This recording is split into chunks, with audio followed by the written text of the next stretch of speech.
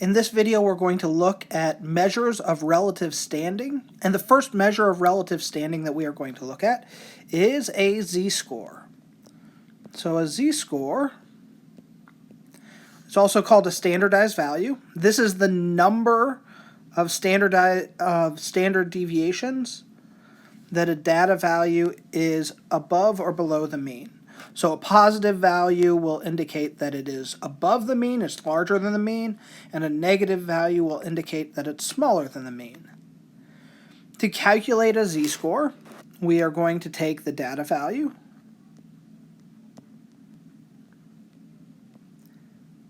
and from that we are going to subtract the mean and divide that by the standard deviation.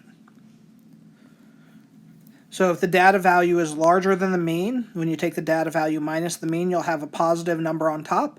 Standard deviation is always a positive number, so you would end up with a positive number. If the data value is smaller than the mean, then when we take the data value minus the mean, we would end up with a negative number, and a negative divided by a positive is a negative.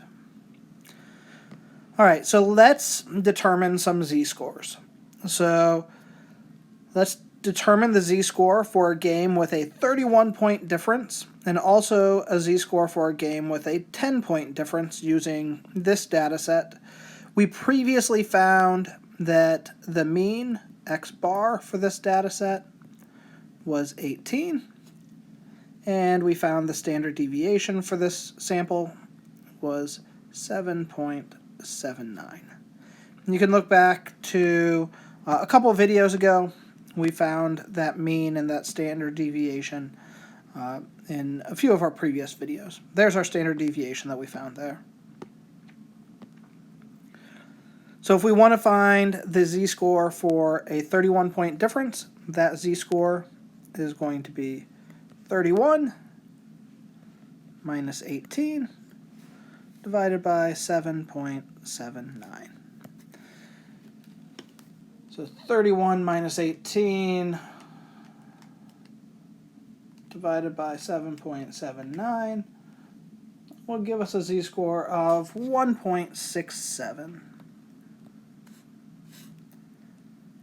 For the 10-point difference, we would take 10 minus 18 over 7.79. So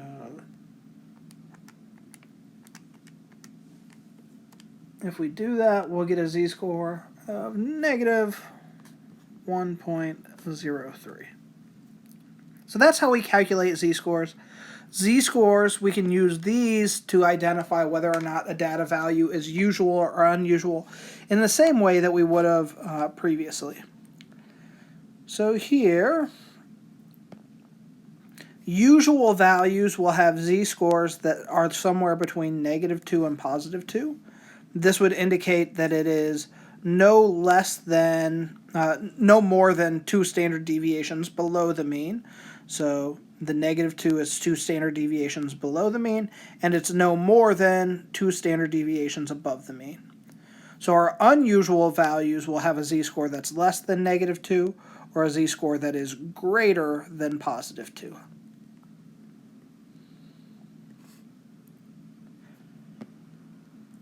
So if we were to look at our data set, based on our previous data set, would a 35-point differential be considered unusual? So we could calculate the z-score for 35, so 35 minus 18 over 7.79.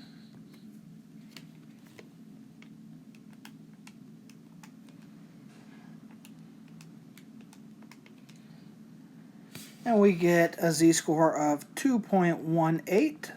So would that, a 35-point difference, be unusual? Yes, it's unusual.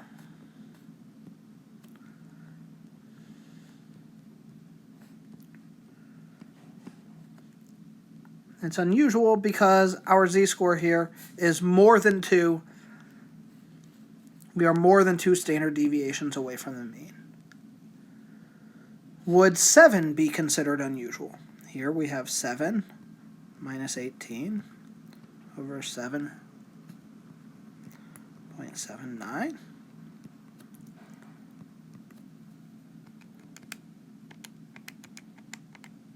And we get a z-score of negative 1.41. So no, it's not unusual.